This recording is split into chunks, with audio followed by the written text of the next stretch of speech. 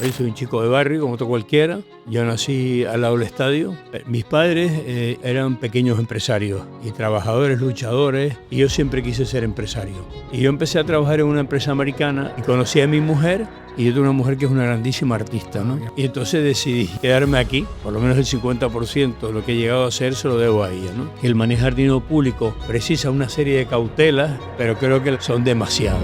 O sea, no puede ser que una carretera con la necesidad que tenemos de Canarias se tarde 8 años. Pues a ver dónde metemos los coches, si no se hacen las carreteras. Los coches y las casas. En primer lugar, una ley de vivienda que ha hecho el gobierno actual que protege a los ocupas. La ley dice que si un inquilino se declara en exclusión social, el juez no lo puede desahuciar. Entonces el que se carga el problema es el propietario.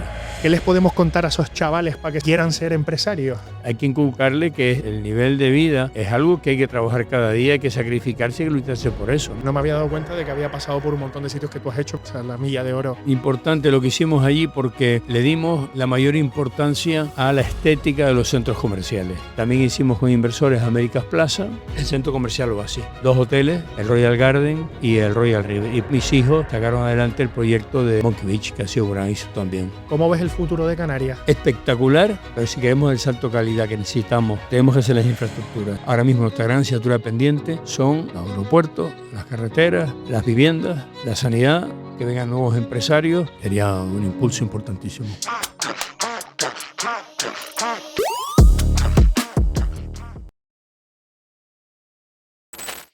Pues nada, la verdad que José Fernando, bienvenido a este club de la gente que lucha. Por eso se llama así el podcast. La verdad que para mí, debo confesar que el día de hoy me levanté un poco nerviosillo. Bueno.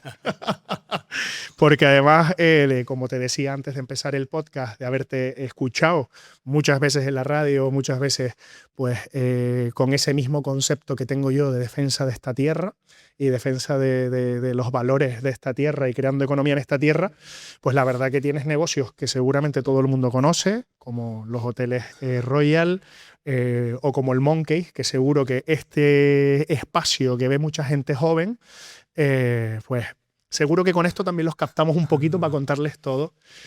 José Fernando, toda la trayectoria. José Fernando Cabrera, bienvenido al Club de la Lucha. Encantado. ¿Cómo te defines? O sea, esta gente que no te conoce, ¿qué sería, cómo te definirías tú? ¿Qué se me ha quedado atrás de contar de ti? No, yo creo que vamos, a ser la isla pequeña, la ciudad pequeña, nos conocemos todos, ¿no? Yo soy un chico de barrio, como todo cualquiera. Qué bueno. Yo nací al lado del estadio, en la calle San Sebastián, y mi infancia pues ocurrió alrededor del estadio, ¿no? Y los niños del barrio en aquella época no habían polideportivos, ni campos de fútbol, muy pocos. Jugábamos en el estadio. Jugábamos con los niños de Maestro Felipe, que era el antiguo guardián del estadio que vivía en el estadio. Jugábamos ahí con los hijos al fútbol y para nosotros nuestros ídolos eran los futbolistas del Tenerife. Te hablo con 10, 12, 13 años, ¿no? ¡Qué maravilla! Y todos nosotros queríamos ser futbolistas. Yo creo que ahora hay algunos chiquillos, aunque están compitiendo ahora también los youtubers y estas cosas, pero los chiquillos siguen queriendo ser futbolistas. Me ha sorprendido que hayas dicho que eres un chaval de barrio, porque esa es una de mis grandes banderas, ¿no? O sea, que salís del barrio y que bueno, acabé. Un barrio relativamente bueno, bien, pero vamos, un barrio como Santa Cruz, como otro cualquiera, ¿no? Sí.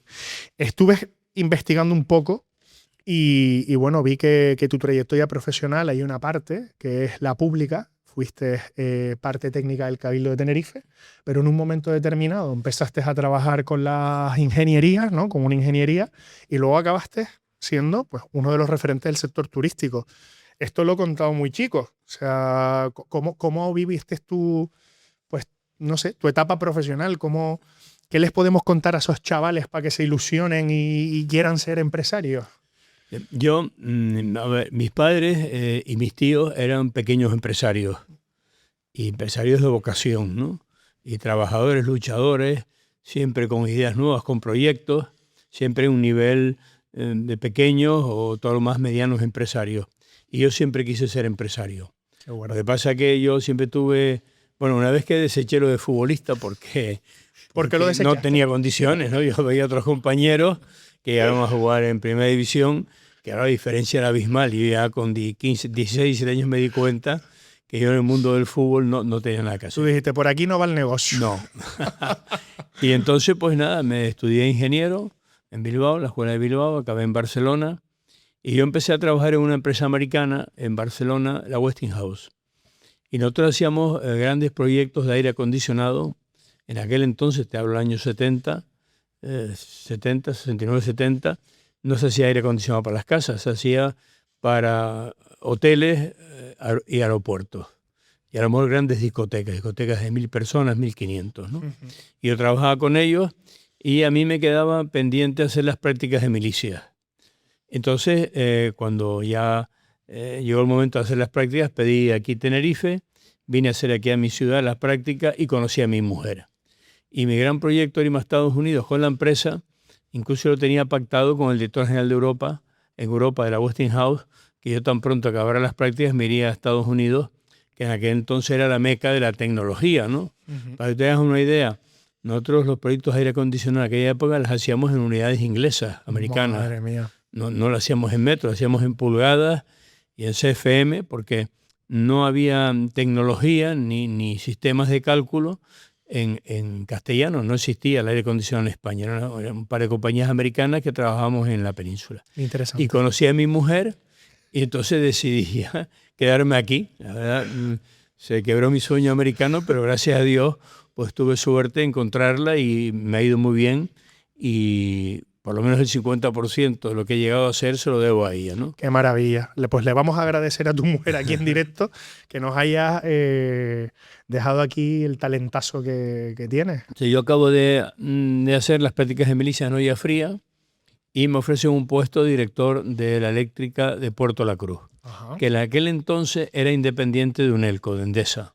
O sea, era una pequeña compañía que quedaba, que distribuía todo el término municipal de Puerto La Cruz y una parte de los ralejos donde no llegaba Endesa. La parte del maritín la distribuíamos nosotros. Qué interesante. Y me fui a trabajar a la eléctrica de Puerto La Cruz y estuve allí del 72 al 78. Para mí fue una gran escuela, porque yo venía acostumbrado a hacer grandes proyectos con grandes máquinas y grandes equipos, y la eléctrica de Puerto La Cruz, que era pequeña, allí prácticamente no lo hacíamos todos. Construíamos una estación transformadora, una línea, prácticamente desde la compra del material hasta construir los herrajes, y para mí fue bajar un poco a tierra, esa ingeniería que yo estaba de alto nivel, bajar a un nivel más artesano, y eso me formó a mí muchísimo. Y yo se lo agradezco muchísimo al puerto, al ayuntamiento que era propietario, cómo me ofrecieron el puesto y lo bien que me trataron, porque para mí ha sido una gran escuela, ¿no? Qué maravilla. Yo siempre he tenido ambición por crecer, por hacer cosas, y ya en el año 77, cuando llevaba 5 años en la eléctrica, yo pensé que tenía que dar un salto a otra empresa, ¿no? Y ahí salieron unas oposiciones al Cabildo libres, más bien pensadas para un ingeniero que estaba en el puesto contratado. Ajá. Y nos presentamos 8 a las oposiciones y yo tuve la gran suerte de ganarlas.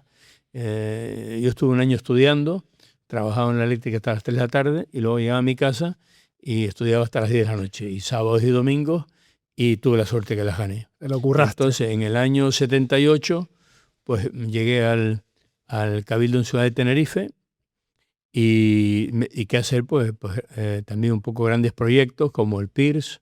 Hicimos todo el PIRS completo, que en aquel momento fue una innovación completa. Venía gente de toda Europa a ver, sobre todo las estaciones de transferencia, ¿no? Porque los camiones de basura ahora van a unas estaciones donde unas prensas comprimen la de basura y en grandes contenedores que verás en la autopista, que cargan lo que 5 o 6 camiones, los llevan al vertedero Arico. Hicimos un proyecto insular para todos los parques bomberos, construimos una serie de parques bomberos.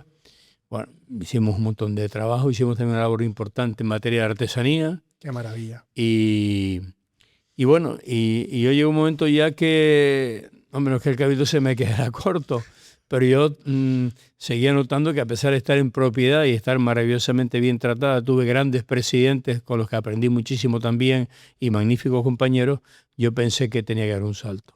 Y en el año 87, pues pedí la exención en el Cabildo y creé IGES Ingenieros, que es una empresa de ingeniería y construcción y promoción de viviendas.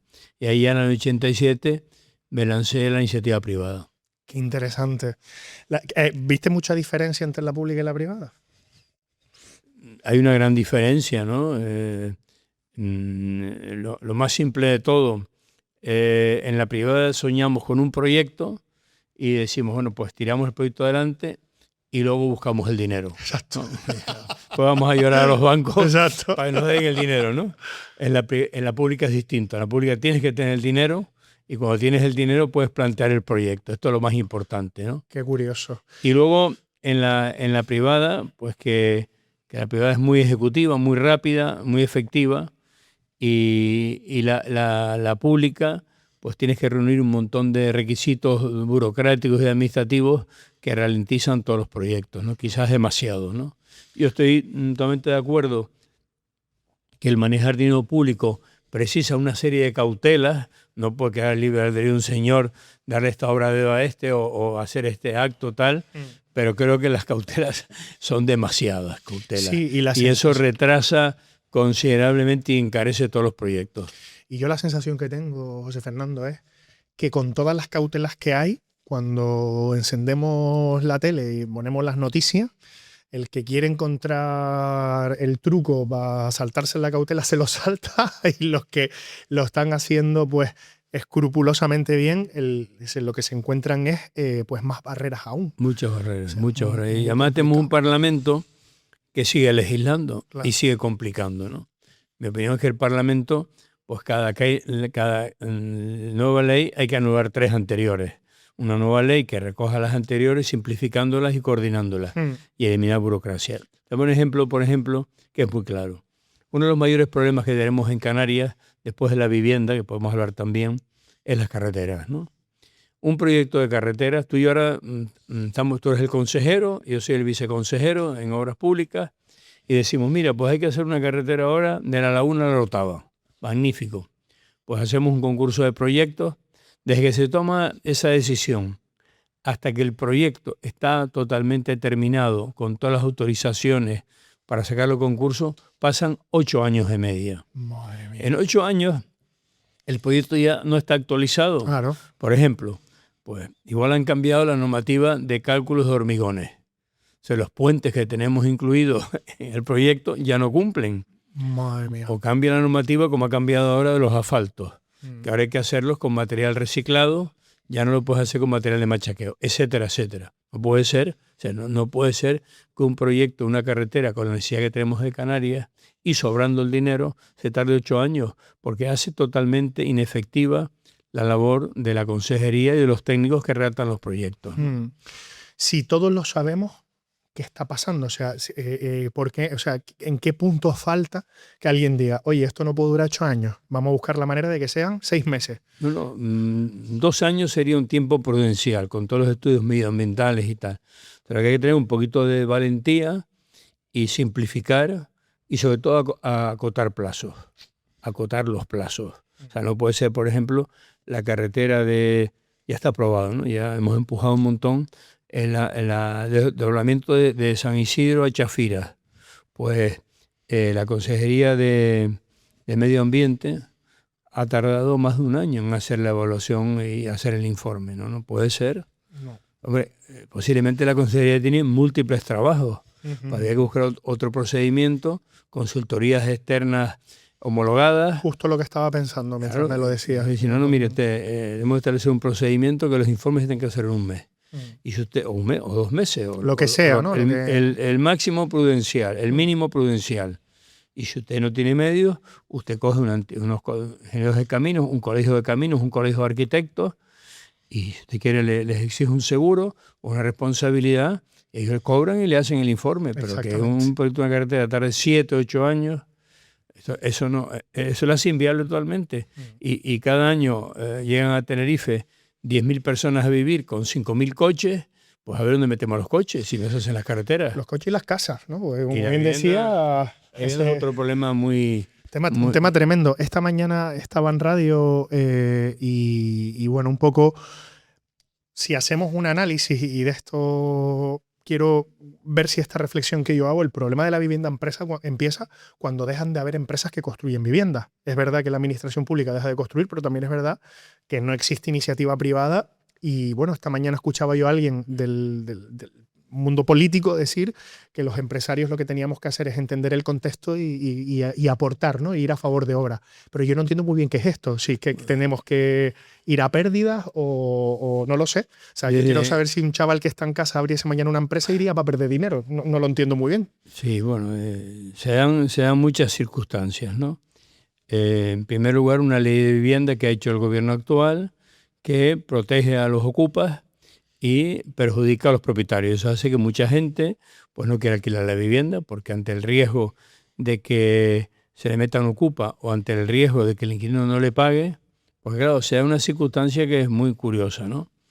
La ley dice que si un inquilino se declara en exclusión social, el juez no lo puede desahuciar, sino el juez se tiene que dirigir al ayuntamiento para que el ayuntamiento le dé una vivienda social, lo cual me parece totalmente correcto y no me parece bien que una familia social con niños se la desahucie. Claro. El ayuntamiento, pero claro, ocurre que los ayuntamientos no tienen viviendas sociales. Entonces el que se carga el problema es el propietario. O sea, la ley debería decir que en caso de exclusión social, el juez le pedirá al ayuntamiento que le entregue una vivienda y si no tiene, que el ayuntamiento pague el alquiler y todos los gastos, pero no es lo que dice la ley. Entonces, la ley no está bien hecha y elimina un montón de viviendas del alquiler. Luego ocurre que en Canarias hay muy poco suelo. Hay muy poco suelo. La idea un poco es no clasificar más suelo. A mí me parece bien porque no podemos tampoco cargarnos la isla. Absolutamente. Pero ocurre también que una entidad como Gestur, que históricamente se ha dedicado a hacer urbanizaciones como Añaza, como Alicio, ha hecho en Los Realejos, ha hecho en el sur, en San Isidro, para poner a disposición de los promotores privados un suelo barato. Ahora Gestur ya hace 8 o 10 años que no se dedica a la labor de generar suelo. Ahora trabaja como un consultor más, como una ingeniería más para el cabildo, para los ayuntamientos y tal, lo mismo que es Gesplan. O sea, ahora mismo no se está generando un suelo barato que permita hacer una vivienda a un precio razonable. Por otro lado, la crisis del 2008 barrió a gran parte de los promotores. Muchos de los promotores históricos desaparecieron y no ha habido gente joven que haya cogido el relevo, ¿no? Yo animo a la gente joven a que creen pequeñas empresitas porque ahora mismo hay unas posibilidades enormes de trabajar en la construcción, ¿no? Ayer me comentaba un alcalde de un ayuntamiento, no viene al caso, que había licitado 15 obras y había adjudicado 3 nada más y que las otras 12 no se le había presentado a nadie. Y me dijo él que los precios no estaban mal. Suponiendo que no estuvieran mal los precios, pues que no, nos faltan empresas ahora, y empresas jóvenes, empresas nuevas. Los promotores veteranos estamos deseando que lleguen promotores jóvenes, que venga gente con empuje. Yo voy a poner aquí que algunos de los jóvenes que quieran emprender en el mundo de la construcción, algún consejo que nos quieras dar, vamos, seguramente lo recibimos. Que empiecen poco a poco, que empiecen con un proyecto de reforma, un primer edificio de 5 viviendas, de 3 viviendas, hay un campo enorme y la construcción es un campo, la verdad, que muy, muy, muy bonito. Y luego también estamos acusando la falta de mano de obra, ¿no? Entonces, ahora el gobierno va a legalizar a 500.000 personas que están trabajando ilegalmente en España, ¿no? A mí me parece muy bien por un tema de justicia social, porque los necesitamos para que nos ayuden a trabajar y pagar los retiros de las personas mayores, pero gran parte de esa mano de obra es una mano de obra no especializada, ¿no?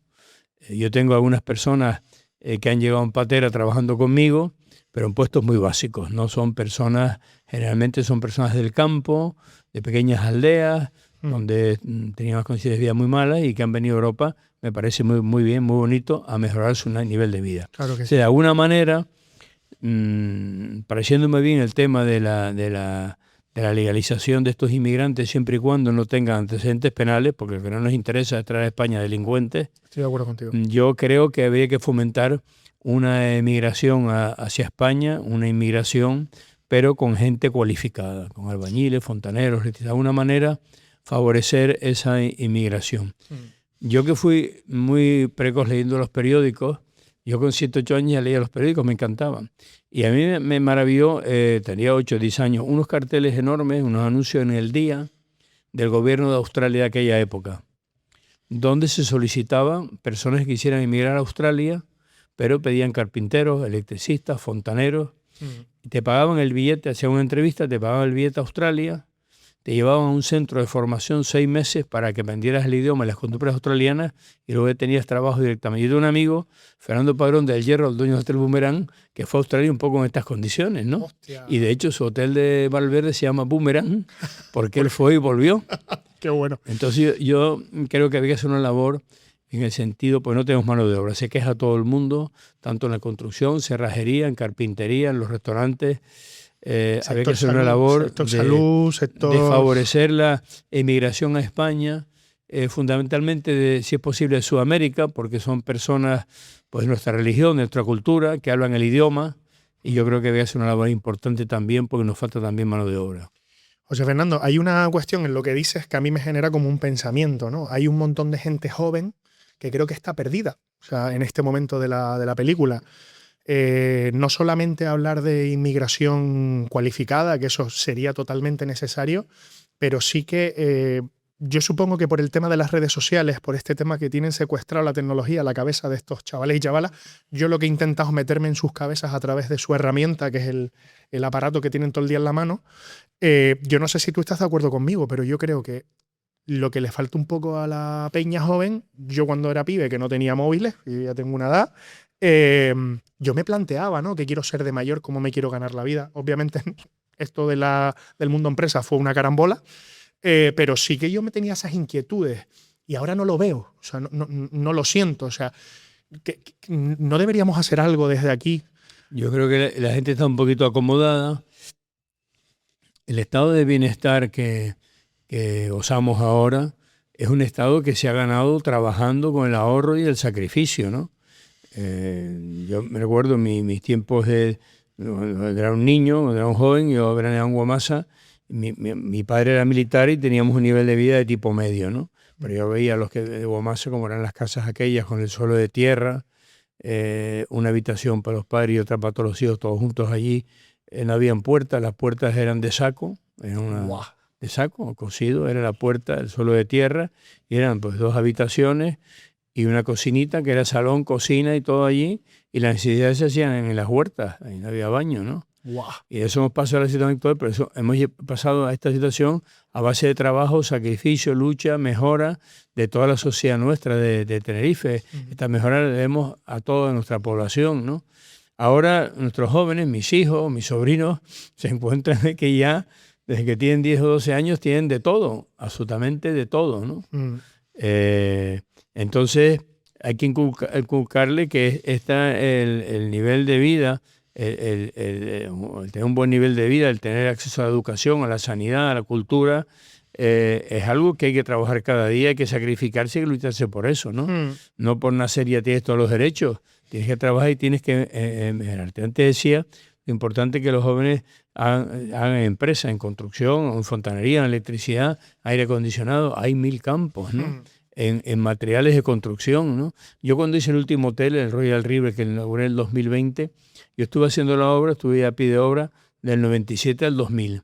Y a mí me llamó mucho la atención, lo comentaba con mi familia y amigos, la poca gente que pasaba a ofrecer nada. O sea, a lo mejor en toda la obra, a ofrecer pavimentos pasaron 2 o 3. Y a ofrecer carpintería pasaron 2 o 3 y de aluminio 2. Pero vamos a ver si hay una obra enorme. Tenemos necesidad de contratar. Somos una empresa solamente, vamos a pagar.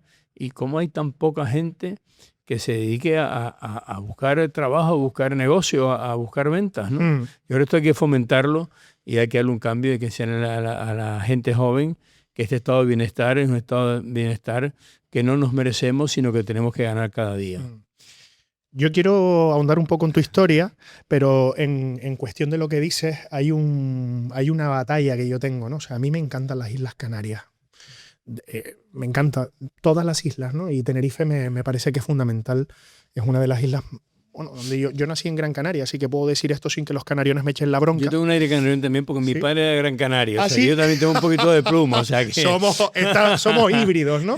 Somos híbridos. De hecho, hay una anécdota muy buena, que es que yo fui presidente de los jóvenes empresarios de Tenerife siendo canarión. O sea, y me trataron muy bien. O sea, no tengo cero quejas. Esto es más la política que otra cosa. Me preocupa el futuro a 20 años. O sea, cuando yo me siento tengo la oportunidad de sentarme con ustedes, de verdad que no, o sea, te lo digo honestamente, para mí es admiración. O sea, yo cuando me empecé a meter en el mundo de la empresa, obviamente antes yo no sabía quién era el presidente de los Amigos del Sur o el dueño de una empresa. O sea, yo iba a los sitios pero no tenía esa conciencia, ¿no? Y ahora conozco al sector empresarial y en los sectores diferenciados, cómo empieza, pues yo qué sé, el Banco Canario, Caja 7, pues cómo empieza Vinter, cómo empieza, pues, tu empresa, ¿no? Y en el círculo en el que yo me muevo ahora, una de mis grandes preocupaciones es que yo espero que Canarias compita por arriba. Nunca que seamos, pues lo que tú dices, ¿no? O sea, que seamos los 2 o 3.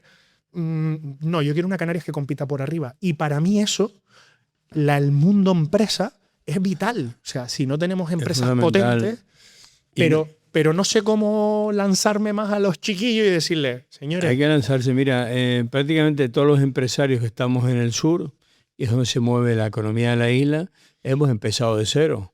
Yo no voy a dar nombres aquí ni nada, pero me vienen a la memoria los 10 más importantes empresarios del sur, y los 10 te diría que empezaron de cero, o su padre empezó de cero. O sea, porque las islas han sido muy pobres siempre, ¿no? En los años 50 las islas eran un lugar de miseria, donde la única posibilidad de los jóvenes era emigrar a Venezuela, ¿no? Y había una familia que tenía una finca en la Orotava, muy contadas, que tampoco que fueran multimillonarios. Eran familias que vivían muy bien, pero que tampoco eran millonarios, ¿no?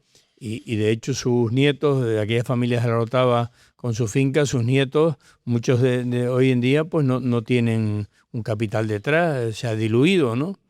O sea que con el esfuerzo diario, el sacrificio, y hay muchísimas oportunidades en Canarias, ¿no? En todos los sectores, ¿no? Y fundamentalmente en el sector del turismo y de la construcción, y ahora se abre un nuevo sector muy importante que es el del audiovisual. No será tan importante nunca como la construcción ni como el turismo, pero sí un buen complemento, ¿no? Y con esto que nos cuentas, toda esta chavalada que ahora mismo está comprando el discurso de que el turismo es malo, ¿qué les dirías? Porque yo lo que acabas de decir es maravilloso. Los años 50 miseria. Quitamos el turismo, volvemos a las cuevas, volvemos otra vez a las casas con el piso de tierra y la cortina de sacos, y no te cuento lo que comía aquella gente, pues yo 10 años veía lo que comían ellos allí, un potaje de coles con gofio y poco más, ¿no? Eso era la Canarias, la mayoría de la población, ¿no? Había unos que mi padre era militar, otros que el padre era maestro, pues amor escapábamos mejor, y después había una élite muy pequeñita que tenían esas fincas y tal, que tampoco eran millonarios, digamos ricos, pero no millonarios. Entonces, nosotros tenemos un gran futuro en Canarias en el mundo turístico, ¿no? Si nosotros trazamos vectores desde Europa, un vector pues en la cercanía a Europa, otro la seguridad sanitaria, otro el clima, otro un buen sistema sanitario, una población amable. Todos esos vectores pasan por Canarias, todos ellos. Es un lugar excepcional, ¿no? Yo estoy totalmente de acuerdo que Canarias tiene un límite, totalmente de acuerdo, ¿no? Creo que ya hemos llegado, estamos cerca del límite, ¿no? Pero ahora nuestro futuro pasa por un salto importante de calidad, pero de calidad de verdad, no de eslogan ni de medios, de calidad de verdad. Nosotros tenemos ahora un gravísimo problema de infraestructura. Toda la planta hotelera de Tenerife, yo la conozco prácticamente toda, casi toda, el 90% de los hoteles he estado personalmente viéndolos, y apartamentos. Ha dado un salto de calidad importante, con grandes reformas, el 90%, la mayoría a fondo. Y sin embargo tenemos un déficit importantísimo de infraestructuras que nos están lastrando en ese salto de calidad, ¿no? Y yo creo que en el tema de las terminales de los aeropuertos, la conexión de las Islas Verdes, las carreteras, la vivienda, que todos los canarios tengan acceso a una vivienda, la mejora en la sanidad pública, los centros de mayores que nos están entorpeciendo la labor de los hospitales. Ahora mismo hay 600 camas en Canarias en los hospitales ocupadas por mayores dados de alta que no tienen dónde ir. Esto es tristísimo, ¿no? Qué pena. Y nos está costando una fortuna. Esto nos cuesta a nosotros 150 millones al año. Con 150 millones al año puedes hacer 12 o 15 residencias al año. Sí, entonces, bueno, para que envejezca la gente con dignidad. Sí. Entonces, sí, pero aparte que se lo merecen, que han trabajado toda su vida y son personas que están al final de su vida y no tienen por qué sufrir, es que nos está costando una fortuna. Que una cama de un hospital vale 700 euros y una cama de una residencia vale 125. Entonces, yo calculo que esas 600 personas que están en camas hospitalarias estando de alta, nos cuestan, si pudieran estar en residencias sociosanitarias, nos ahorraríamos al año 150 o 200 millones, que nos daría para hacer 10 o 12 residencias de mayores cada año. Qué bueno. Entonces, todo esto es lo que nosotros tenemos que resolver ahora. Y es lo que más estamos insistiendo en la administración pública, que hay que ponerse a fondo para sacar esas infraestructuras lo más rápidamente posible. Para ello, bueno, primero hay que tener voluntad política. Recursos hay. Estamos viviendo la época económica más dorada de España de los últimos 30 años y de Canarias. Recursos económicos hay. Lo que hace falta es dar el paso al frente y simplificar toda la normativa y todos los procedimientos. Yo te ponía, por ejemplo, antes el de las carreteras. No puede ser que un proyecto de una carretera tarde 7 o 8 años en tramitarse. Eso lo hace prácticamente inviable. Cuando lo has terminado, lo tienes que volver a revisar y los precios, no te digo después de 8 años dónde están esos precios. Y no solamente eso, sino que las legislaturas duran 4 años, ¿no? Y a veces cuando dices tú, me voy a meter yo ahora en esto. No, pero que 8 años después ha cambiado la normativa de cauce de los barrancos que atraviesan las carreteras, o ha cambiado la normativa de los asfaltos, o ha cambiado la normativa del cálculo de las estructuras de hormigón armado de los puentes. No puede ser. Que lo hace inviable, lo hace inviable. Antes me hablabas, ¿qué pasa con los aeropuertos canarios? O sea, somos potencia mundial, a nadie se le esconde y que ir por los aeropuertos del sur es un verdadero vía crucis. Sobre todo el de Reina Sofía es el peor que está de todo el archipiélago, el que peor funciona. No sabemos por qué, yo nunca encontré una explicación lógica, por qué AENA renueva todos los aeropuertos de España. Incluso hace aeropuertos en ciudades que no tienen vuelos como León prácticamente, ¿no? Un aeropuerto millonario en León. Debe ser porque se hizo en la época de Zapatero, me imagino que era de León, pero bueno, alguna explicación tiene que tener, ¿no? Seguramente. Y se queda olvidado el Reina Sofía, ¿no? El Reina Sofía tiene 3 problemas. El primer problema ahora mismo es el control de pasaportes, que es una cosa totalmente inaceptable y que no tiene ningún sentido y que si el Ministerio del Interior quisiera solucionarlo, en 15 días puede estar solucionado, ¿no? Y nos está dañando muchísimo la imagen de la isla, el que personas que a lo mejor viven a 2 horas del aeropuerto de Londres o de Leeds, que se ha desplazado en coche o en tren con niños y con sus abuelos, sus padres y tal, que 2 horas de traslado al aeropuerto de Leeds, 2 horas de espera al avión, 5 horas de vuelo. Y llegan al Reina Sofía y el control de pasaporte tarda en hora y media. Encima, en un local muy pequeño, donde no hay baños, y donde, como es tan pequeño, la cola sala, yo creo que hasta con un cierto nivel de inseguridad, paralela a las pistas. Y menos mal que aquí no llueve, porque si no se nos acatarrarían todos los turistas, ¿no? Es una cosa totalmente impresentable y que no tiene ningún sentido y que no comprendo yo cómo el Ministerio del Interior no lo ha resuelto y cómo nuestros 15 diputados no se han plantado en el Congreso. Luego, una vez que pasa, después de 1 hora, no siempre, pero sobre todo los días punta, hora y media, el control de pasaporte, bueno, llevas la revisión de las maletas que normalmente están, claro, las maletas tardan bastante, pero como ya has tardado 1 hora y media, recibes las maletas.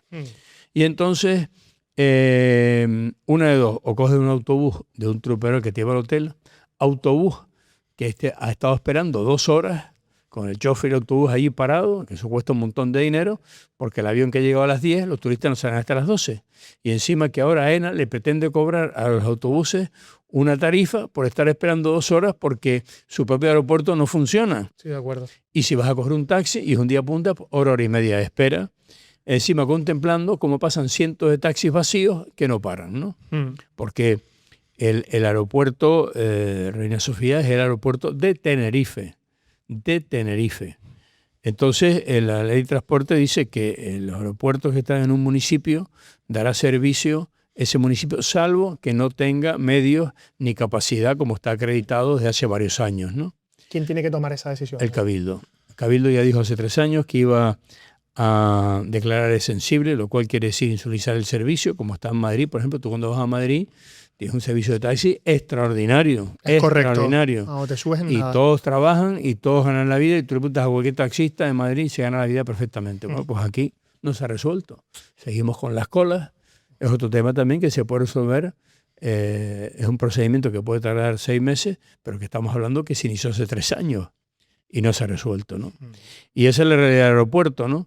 Ahora AENA, después de tanto presionar la sociedad civil y el Cabildo Insular, especialmente en la época de Carlos Alonso y Pedro Martín, AENA ha redactado un proyecto de una nueva terminal para Reina Sofía con un importe de 550 millones para incluir en el DORA 3, que es el plan de inversiones de la AENA 2027-2031. Esta semana en los medios nos dio una gran sorpresa que el Consejo de Administración de AENA aprueba el DORA 3 y de los 550 millones incluyen solamente 286. Es una gran sorpresa, y precisamente esta tarde en una reunión del Cabildo viene el máximo responsable de AENA y nos va a dar una explicación. Yo espero que sea convincente y bueno, que estaremos pendientes porque yo quiero saber dónde están esas y lo perlas mismo ocurre perdidas. con el Aeropuerto del Norte. Se prometen 250 millones al Aeropuerto del Norte. Incluso el presidente Sánchez, en una comparecencia en Valencia hace unos meses, se refirió a este tema, ¿no? Y confirmó los 550 millones y 250. El aeropuerto de Reina Sofía, de Los Rodeos, se queda de los 250, creo que en 140, y me imagino que el responsable de AENA máximo dará una explicación convincente, con lo cual no me atrevo a emitir ningún juicio hasta si que sepamos, realmente ¿no? ese recorte tiene sentido o no tiene sentido. El único sentido que puede tener es que como la nueva terminal de Reina Sofía se hace sobre la misma terminal, porque no hay espacio para hacer una terminal aparte, que de la grandísima dificultad que puede tener hacer una terminal nueva sin dejar funcionar la que está. Esa es la única explicación que puede tener, y que vamos a ver, tratar lo que nos cuenta el responsable de AENA. En caso de que no convenza, ¿qué hacemos? En caso de que nos diga, bueno, es que el dinero se lo queremos mandar a otro aeropuerto como el de León. Nosotros tenemos una presidencia del Cabildo que es de repente la isla de Tenerife. Nosotros tenemos 15 diputados en Madrid, de Canarias, tenemos 15 diputados en Madrid y tenemos 10 o 12 senadores que están allí para defender los intereses de Canarias. Por supuesto, representando su partido, pero tenemos ahí los diputados y los senadores, que los que tienen que hacer la labor. Habrá que decirles que se pongan las pilas, ¿no? Y Claro, que, es que defiendan lo nuestro. Efectivamente. Sí. José Fernando, voy a cambiarte un poco de torna porque no me gustaría desperdiciar esta oportunidad y preguntarte cómo te pasas de la ingeniería al sector turístico y cuál fue tu primer negocio turístico, porque desde luego yo, que soy consumidor de Monkeys, tengo que confesar que como jovenzuelo o ya no tanto, pero me gusta mucho pues esos veranos y esas cosas que disfrutamos. La chavalada que nos está viendo, seguro que fiestas de calidad, de habrá seguridad, ido. de seguridad, con calidad. Sí. Además, en días a veces que dices tú, un domingo, pues sí. Entonces, nada, conocer un poco tu trayectoria, cómo te dio por ahí, cómo te dio por abrir. Cuando yo me voy exente del Cabildo, pues fundo una ingeniería, trabajamos por fue la primera que hubo en Canarias de cierta entidad, ¿no? Trabajamos las 7 islas, múltiples proyectos con los cabildos, con las consejerías, con algún ministerio, y al mismo tiempo empezamos a trabajar en construcción, a hacer edificios en Santa Cruz, en La Laguna, en Rada Azul. Y en un momento determinado, el sector turístico tuvo una crisis en el 2002, grande, muy grande, hubo un parón importante. Y nosotros en el 2006 atisbamos que se salía de la crisis con un gran impulso. Y en el 2006 nos planteamos hacer edificios turísticos en el sur, ¿no? Y yo me reuní con don Santiago Puig, que tenía el proyecto de un campo de golf en las Américas. Él no había vendido nada, claro, estábamos en una crisis y no había vendido nada.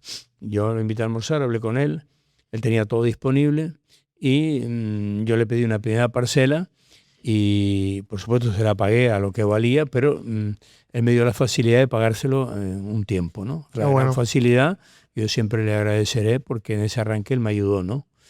No me regaló nada, pero me ayudó. Me ayudó Eso a veces bastante, también es muy importante. importante. Más importante que me haya ayudado que me haya rebajado algo, ¿no? Totalmente. El precio. Y entonces yo constituí una comunidad de inversores para hacer un primer complejo turístico, el Gold Resort. Y la idea era acabar ese complejo turístico en el campo Gold de las Américas y ponerlo en explotación para que los inversores tuvieran una renta. Y cuando estábamos a mitad de la obra, le planteé a los inversores, bueno, pues cómo íbamos a explotar, si íbamos a nombrar una dirección o íbamos a montar una compañía, y me dijeron, no, ocúpate tú. Estás haciendo bien la obra, nos gusta cómo trabajas, ocúpate tú. Entonces yo ahí inicio en el Gold Resort por casualidad y porque me lo proponen los compañeros inversores que me ocupe de la explotación del Gold Resort. Entonces, a continuación construyo 2 complejos más, también un poco en la misma línea, con inversores exteriores, y ya nos ocupamos directamente desde que se empezó la obra a pensar en la explotación tanto del Green Garden Eco Resort como del Gran Oasis. Paralelamente desarrollamos todos los centros comerciales que están en la Milla de Oro, ¿no? Tanto el Safari, que se lo cerramos a don Santiago Puig, que es el propietario, bueno, lo acaba de vender. ¿Ah, sí? Sí, también hicimos con inversores Américas Plaza, hicimos con inversores el centro comercial Oasis. Y a una etapa posterior construimos 2 hoteles ya de la propiedad de la compañía con un gran apoyo de la Caixa, que también estaré siempre muy agradecido por ese gran apoyo y la fe que tuvieron con nosotros, el Royal Garden y el Royal River. Y por el camino mis hijos sacaron adelante el proyecto del Club Monkey Beach, que ha sido un gran éxito también. La verdad que no me había dado cuenta de que había pasado por un montón de sitios que tú has hecho porque no lo sabía. O sea, la Milla de Oro me gusta mucho, la transito mucho. Y La Milla de Oro, importante lo que hicimos allí porque le dimos la mayor importancia a la estética de los centros comerciales. Allí en la Milla de Oro se podía hacer, según la normativa, centro comercial debajo y 2 plantas de apartamentos encima. Ajá. Nosotros en los 3 complejos, el que le hicimos a don Santiago Puig, propiedad de él, con su consentimiento, y los que yo propuse e hice con unos inversores, renunciamos a hacer 2 plantas de apartamentos encima del centro comercial para hacer unas grandes cúpulas, unas grandes pirámides, y que los centros comerciales tuvieran una identidad propia, una gran estética, y que tuvieran un sentido unos con otros, que tuvieran que ver en la misma línea de arquitectura. Nos lo hizo José Antonio Marmo, un gran arquitecto ya fallecido, grandísimo arquitecto, y yo creo que le han dado un valor enorme a la Milla de Oro, no a la parte comercial, sino la estética de los edificios y la renuncia económica a hacer 2 plantas más. Totalmente. Que eso hay que entenderlo, porque hay inversores que no lo entienden. Y lo hiciste como apuesta, entiendo. O sea, fue una apuesta porque la zona fuese más la bonita Milla de Oro, y tuviese otro... Cuando nosotros, yo le planteé a Santiago, y había unos solares llenos de basura, restos de obra y tal. ¿Quién lo diría? Y le planteé, ¿tú vas a hacer un centro comercial aquí? Pues sí. Pues nada, como siempre él, tienes todo mi apoyo, y nada, y también se lo aboné, digamos, con comodidad, ¿no? El precio que él quería. Y a mí su apoyo siempre ha sido decisivo y siempre lo agradeceré. Te voy a contar una anécdota personal que me pasó, que me la acabas de desbloquear en el Monkey, en el restaurante Monkey, que estaba pues no sé si estaba en el Safari o en el Oasis. En el Oasis es, ¿no? Teníamos un grupo de restaurantes en el centro comercial Oasis. Sí, uno que era el Monkey Grill. Sí, un asiático y un italiano. Pues yo me acuerdo cuando yo empecé en el mundo empresarial, que yo era el que vendía los cursos, ¿no? O sea, yo era el que iba a la calle con el flyer, con no sé qué, y había un señor que se llamaba Luis Alcaide, que era el Metre. El Metre, y cuando yo empecé, te estoy hablando de hace 12, 13 años, incluso un poquito más puede ser, yo iba todos los días y preguntaba por Luis. Luis ¿no? Alcalde. Y me decía, ¿cómo se llama? Luis Alcalde. Un poquito seco, pero sí. Buen profesional. Bueno, la anécdota que te voy a contar es que yo, una de mis cosas que no he cambiado es que soy súper paciente. O sea, yo voy pues muy poquito a poco. Entonces yo me tomo la vida con mucha tranquilidad porque tampoco tengo nada que perder. Iba todos los días a la hora que él me decía. Decía, bueno, vente mañana como a la 1:30, ¿no? Y entonces así estuvo como 1 mes y medio, 2 meses. Yo fui todos los días, bueno, como la bota china. Y un día me dice, ven para acá. Dice, ¿tú qué vendes? Me acuerdo de esa vez de, No, bueno, los cursos. Y así, me traía un coctelero muy bueno, que era Pachi Troitiño, que ahora es el director de la Basque Culinary Sector en la parte de coctelería. Dice, mira, llámate a Cristina, que era una persona, dile que todos los cursos los voy a hacer contigo, porque no puede ser que seas tan pesado, me decía, ¿no? Y que, bueno, pues no me acordaba de esa anécdota y me la acabas de desbloquear por el tema de los centros comerciales. Mi madre, ¿cuántos años hace de eso, José Fernando? ¿Y cómo surge la idea Monkey? ¿Cómo la evolucionas? ¿Tú qué tienes que ver en eso? Que es la moda. El Monkey fue un bar-restaurante de playa que hizo don Santiago Puig. Cuando él hizo al inicio de las Américas, el año 72, por ahí, él hizo la playa de Troya. Correcto. Y vio que allí no había nada y que, claro, y habían hoteles en construcción y bajaba gente de otros hoteles y él lo hizo con el sentido de darle servicio a la playa. Ahí tenía un bar-restaurante y daba servicio a la playa, ¿no? Entonces yo tenía una gran relación con él, ¿no? Y me veía todas las semanas, hablamos de todos los temas. Y él no tenía una vocación de restaurador. Él lo hizo por dar un servicio a la playa, ¿no? Y tenía un personal antiguo, bueno, pero antiguo, que ya hecho a su manera y aquello funcionaba un poco a la manera del personal y tal, ¿no? Y un día le pregunté, él tenía allí como 30 o 35 personas muy antiguas, y le pregunté, ¿tú venderías o sea, ahora el restaurante de la playa de Troya? Después nosotros lo bautizamos como Monkey porque era un nombre que sonaba en todos los idiomas. Y me dijo, pues sí, pero con la condición de que lo compre se me quede con todo el personal, ¿no? Porque yo qué voy a hacer con este personal, yo no tengo restaurantes y tal. Y entonces yo hablé con mis hijos. Y mira, yo creo que hay una oportunidad buena, ustedes son jóvenes, falta ocio en Playa de las Américas y don Santiago pues está dispuesto a vender lo que era el bar de la playa de Troya, siempre y cuando nos surguemos de personal con todas sus antigüedades y con todos sus derechos. Ya llegamos un trato con él y ya una sociedad de mis hijos fue la que compró, también con el apoyo de Caja 7, que nosotros nunca nos olvidamos de la gente que nos ha ayudado, ¿no? En este caso fue Caja 7 la que nos ayudó. Qué bueno. A que ellos con una sociedad de mis hijos que compraran lo que era el bar de Troya, que luego se convertiría en el Monkey Beach. ¿Y cuánto hace de esto, José Fernando? Eso se había sido por el año 2004. O sea, que hace unos años ya, ¿no? Sí. Y luego hubo una reformulación súper chula. Hay un restaurante allí maravilloso que yo recomiendo mucho, que es el Bésame Mucho. Un restaurante magnífico. Muy bueno, la verdad. Y luego en la parte alta... Y la parte alta. Hay un bar de champán y sushi, bueno, cava o champán, según la disponibilidad. Es fumoso. Sí, según la disponibilidad de cada uno, cava o champán y sushi.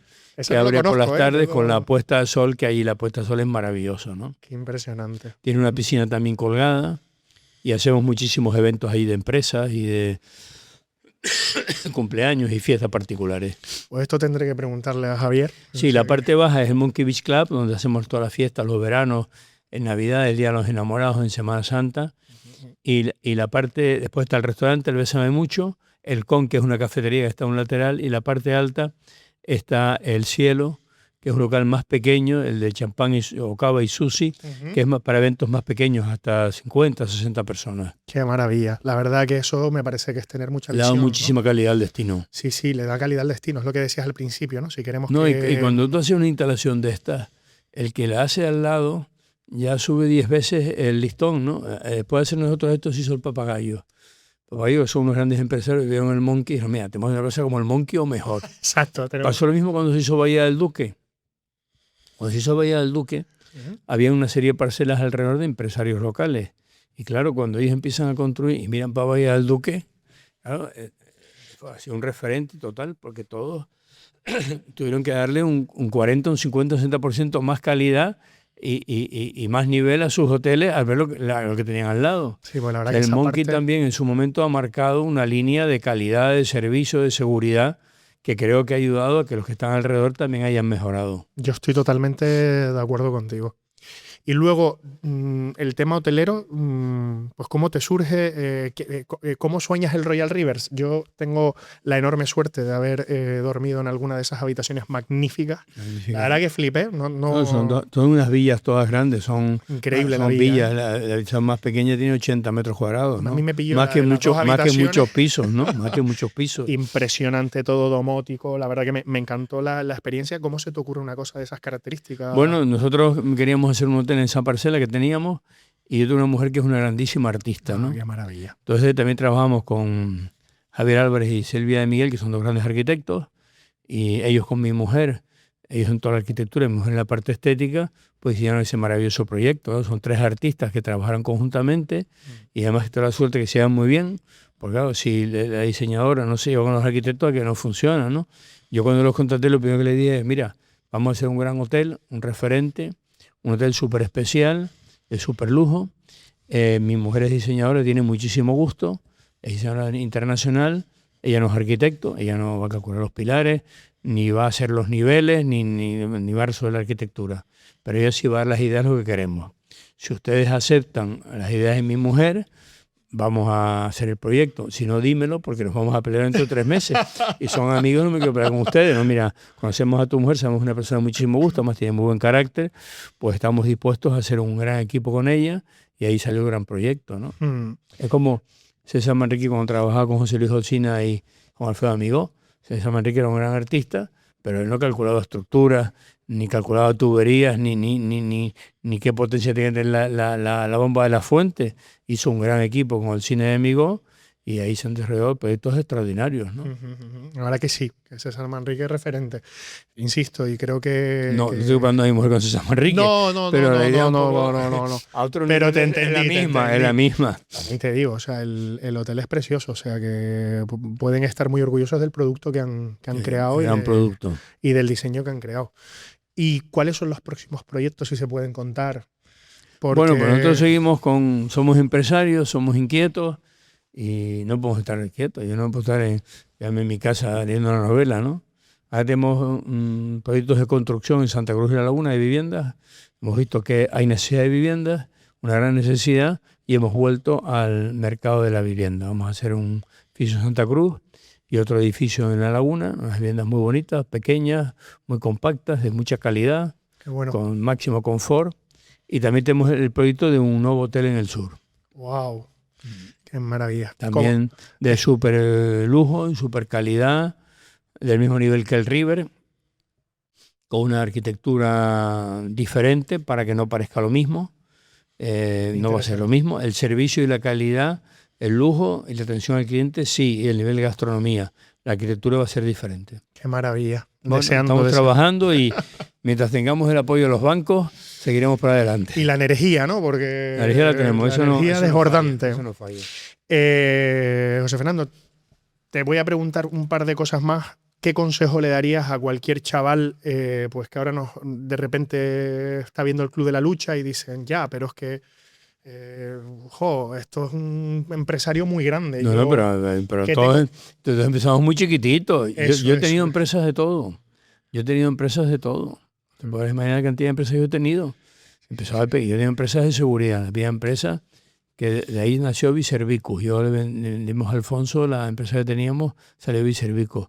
Hemos tenido una red de tiendas en todos los aeropuertos de todas las islas. ¡Qué maravilla! Hemos tenido empresas de alimentación. Hemos tenido empresas de importación de moda. Hemos tenido tiendas. O sea, nosotros hemos ido poco a poco. Muy poco a poco, ¿no? Como el resto de la mayoría de los empresarios que hay en Tenerife con un cierto nivel, todos hemos empezado prácticamente de cero. Lo importante es tener ilusiones, buscar proyectos originales y ponerle fe y mucho trabajo. ¿En algún momento de tu trayectoria te has visto apurado y...? Sí. Ha habido momentos malos. ¿Y qué has hecho? O sea, en ese momento de... Pues te voy a explicar. Mira, yo en el año... Pues sería el año... Una gran crisis del 2002. Yo en el año... Coincidiendo con la guerra del Golfo. Sería el año 2005, 2006. Yo inicié una gran obra en Rada Azul. Unos chales de lujo enormes. En la parte de Baja Azul. Ahí me equivoco. Pues la parcela era extraordinaria, mirando el mar en primera línea. Imagínate unos chalés aquí de 250 metros y tal. Cuando en aquella época Errázuriz era un poco ciudad dormitorio y se vendían casitas pareadas de 80 a 90 metros, que es el mercado que había. Yo arranco con aquella obra. Yo me gasto 100 millones de pesetas de aquella época solamente en desmontar y preparar los terrenos. Madre mía. No se vendía nada. Llegaba a casa por la noche un poco desmoralizado y veía las guerras del Golfo, todas las bengalas. Es la primera vez que la CNN, una televisión, transmite una guerra en directo. Fue la CNN, la guerra del Golfo, ¿no? Y claro, entonces con mi mujer, bueno, pues ¿qué vamos a hacer?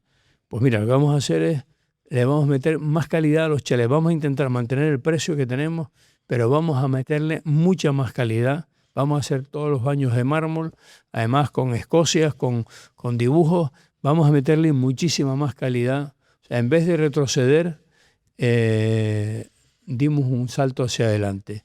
Aguantamos como pudimos y llegó un momento decisivo, que es la casualidad que Europa pone una base en Tenerife. Y entonces nos compran 3 o 4 pilotos. Sí, sí. ¡Qué bueno! Gente con un salario alto, buscaban una casa, acostumbrados a Peso Madrid y Barcelona, o salen otros de lujo y tal, y ahí arrancó ya. Y ahí escapamos, ¿no? ¡Qué bueno! Y para que te hagas una idea, en esa obra nosotros, el importe total de facturación fueron 600 millones de pesetas. Nosotros pagamos a los bancos unos 40 millones de intereses. Era una época en que el dinero estaba al 16-17%. Y me parece que ganamos en la obra 10 millones, prácticamente nada. Pero salimos vivos y aprendimos un montón. Claro, claro que sí. Madre mía. ¿Cuánto hace de esto? No, sería el año 2000, pues 20 años. 20 años nada más. Eso es poco. O sea, y aprendimos muchísimo, ¿no? Hombre, y salimos vivos. O sea, hay echarle ilusión y echarle carácter, ¿no? Y resistir y aguantar y tirar para adelante. ¿Cómo ves el futuro de Canarias? Espectacular, pero tenemos que hacer las infraestructuras. Si no hacemos las infraestructuras, seguirá siendo un destino turístico de tipo medio, pero si queremos el salto de calidad que necesitamos para, sin traer más clientes o trayendo menos, poder generar mucho más, emplear más personas y mejor pagadas, ahora mismo nuestra gran asignatura pendiente son los aeropuertos, las carreteras, las viviendas, la sanidad, el sociosanitario, tratamiento de aguas negras, eso es ahora mismo, y luego el conseguir dar un impulso a la juventud, que vengan nuevos empresarios y sobre todo personas a trabajar con una cierta formación, ¿no? Estos que están, ¿no? Que digo yo que tengo contratados, que han venido en patera, están en puestos bajos y son trabajadores estupendos. Pues toda la gente de África profunda, de Mali, eso vienen todos a trabajar, con ganas pero no saben nada. Entonces, bueno, pero nos ayudan también, son parte del equipo, todos son importantes. Y que pueden ir aprendiendo poco a poco. Necesitamos gente más cualificada. O sea, yo planteaba facilitar la emigración hacia España de Sudamérica. Hay una cuando sale toda esta mare magnum de información, ¿no? Que dice, vienen 18 millones de turistas y la riqueza no... Pero eso es equívoco, porque 18 millones de turistas, si tú consideras que la estancia media es una semana y tú divides por 52 semanas, son 360.000 personas, 380.000 en una población de 2.200.000. O sea, 380.000 turistas que son los que al mismo tiempo están en ese 16% genera toda la riqueza de Canarias. O sea, no podemos decir 18, podemos hablar de 360.000 que son los que están día a día, ¿no? Y eso genera toda la riqueza. De todas formas, yo creo que mayormente porque el territorio no da más de sí, yo creo que no se debe urbanizar más, o por lo menos únicamente acabar en donde hay grandes urbanizaciones y queda un pequeño rincón para completar, hacer esos remates de bolsas y poco más, y ya digo, dar un salto importantísimo de calidad. El turista que viene a Canarias ahora se gasta 1.700 euros la semana de media. Hemos aspirado a un cliente de 2.500. Eso sería maravilloso. Sería un impulso importantísimo. Ya se nos ha ido un montón de rato, pero te voy a hacer la pregunta que le hago a todo el mundo, que es la última. Para mí es muy sencilla de responder. Cuando empecé en el club, que te contaba al principio, lo hice porque es verdad que yo, que soy empresario de primera generación, que siempre he sido una persona trabajadora. En el momento en el que empecé a, bueno, pues a visibilizarme un poco, a formar parte de las organizaciones, parece que me convertí en un villano de manual per se para determinados entes, ¿no? Bueno, a ver, la que es inteligente, la persona que es inteligente entiende la crítica positiva que hace. El que es torpe o corto, tú dices, hombre, que quiero mejorar las carreteras o que está mal la autopista. Pues el consejero, si es inteligente, entiende que tienes razón y que realmente pues hay que mejorar la autopista. Estoy de acuerdo. Y que ponerse a trabajar. O sea, los torpes, que pues le vas a pedir a los torpes. No, yo no le pido nada. Yo, vamos, de vez en cuando no te tomo café con es alguno, normal, o sea, es normal que no te entiendan. Pero el tío que es un político ser responsable, inteligente, claro que te entiende, ¿no? Totalmente de acuerdo. Y además en este aspecto. O sea, Fernando, yo coincidí con José Manuel Bermúdez ¿sí? en Turismo de Tenerife. Él era el vicepresidente y también era vicepresidente segundo. Y teníamos a veces ideas opuestas en el tema de la promoción turística o de eventos y tal. Somos buenísimos amigos, somos muy buenos amigos. Yo encajé cosas que no Amor estaba en la línea que pensaba y él encajó cosas que yo le decía, porque él es inteligente, entendía lo que yo quería decir y yo entendía lo que él quería decir. Él estaba en una labor más institucional, más normativa, más arreglada. Yo estaba en una actitud más idealista, más lanzada y tal, y porque discutimos o no coincidíamos en el criterio, pues no siendo amigos, porque él es muy inteligente y yo creo que también soy inteligente, ¿no? Yo soy inteligente, no, absolutamente. Inteligente al revés. Podemos discrepar. Te valoran lo que tú aportas, hay que entender lo que tú dices y usarlo en plan positivo. Totalmente. Te voy a hacer la pregunta que le hago a todo el mundo. ¿Para ser empresario hay que ser buena persona? Yo creo que es muy importante tener una ética, una línea de actuación ética, ser leal, es importantísimo ser leal con los compañeros, con los profesionales, es una de las virtudes que yo más valoro y con los compañeros de trabajo, y luego tener ilusiones y empuje y no desanimarse nunca. Estoy totalmente de acuerdo. Quiero que sepas que para mí ha sido un gustazo. Encantado, yo he estado muy cómodo, Sí. me he encontrado muy cómodo. Qué bueno. Para mí ha sido un regalo, me he sentido... he estado suelto hablando, he hablado muchísimo y a veces vas a entrevistas donde estás un poco retrincado porque no estás cómodo. Aquí he estado encantado. Pues esta es tu casa. Quiero que sepas que cualquier cosa que necesites, que uno pueda apoyar. Pues nada, yo lo que necesito es que... Yo estoy al final de mi carrera ya, totalmente al final de mi carrera. Me quedan los años que me permita mi energía, ¿no? Si me piden 10 años más, 10 años más, y si son 2. Y yo, para mí, lo más que me importa ahora y lo más que me preocupa es el futuro de las islas y nuestra juventud, ¿no? Entonces, yo lo que te pido es que luches, que pelees por nuestras infraestructuras, por la calidad, por nuestros servicios, por la mejora del nivel de vida de las personas, por la atención social. Para mí eso ahora mismo es lo más importante de todo. Mira, mi abuelo me dijo que estuvo en la guerra... Lo perdí muy joven, pero me dijo una frase que dije el día que me nombraron presidente de Jóvenes Empresarios y que me la acabas de recordar, ¿no? Que es que cuando uno se quita los bienes materiales, solo le queda la dignidad y la palabra. Te lo cuento y me ñurgo, como decimos los canarios, ¿no? Y dijiste ahora una cosa que yo presumo de ella de manera inquebrantable, que es que soy una persona muy leal. Para mí uno de los principales valores es una persona lealtad. Sí, o sea, oye, tú te puedes cabrear conmigo porque he dicho una cosa y no te gusta, ¿no? Pero yo creo que yo soy más fácil de entender en la vida que la gente que te va con doble cara, ¿no? O sea, por decirlo de otra manera, ¿no? Y yo voy contigo y sé lo que espero de ti y no... Totalmente, ¿no? Trabajo en esa línea, ¿no? Que no tenga una sorpresa o que después te hagan una jugada por detrás. Claro. O una crítica, eso duele muchísimo. Totalmente.